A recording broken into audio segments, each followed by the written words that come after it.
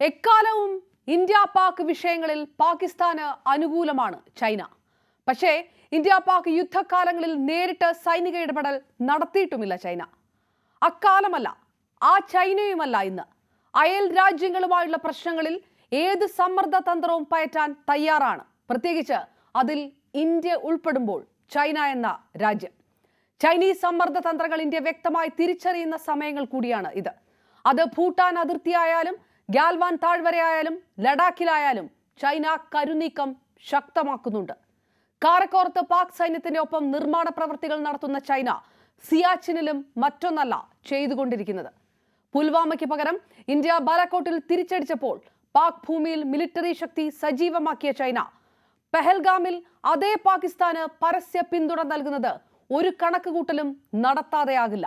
പാകിസ്ഥാന്റെ പരമാധികാരവും അഖണ്ഡതയും സംരക്ഷിക്കാൻ പിന്തുണയ്ക്കുമെന്നും പറയുന്ന ചൈന സൂചിപ്പിക്കുന്നത് ഇന്ത്യ യുദ്ധത്തിലേക്ക് കടന്നാൽ പാകിസ്ഥാന് ഉറച്ച പിന്തുണ നൽകുമെന്ന് തന്നെയാണ്. പോർക്കളത്തിലേക്ക് ചൈന പോലെ ഒരു വൻ ശക്തി കൂടി വരുമ്പോൾ പാകിസ്ഥാനോടും ഇന്ത്യയോടും ഒരേ നിലപാടെന്ന് അമേരിക്ക വ്യക്തമാക്കുമ്പോൾ ആഗോള സമവാക്യങ്ങൾ ഒരിക്കൽ കൂടി വിശകലനം ചെയ്യപ്പെടുന്നു. പെഹൽഗാം ആക്രമണത്തിന് ശേഷം ചൈനയോടുള്ള കടുത്ത അതൃപ്തി എങ്ങനെയായിരിക്കും ഇന്ത്യ പ്രകടമാക്കുക?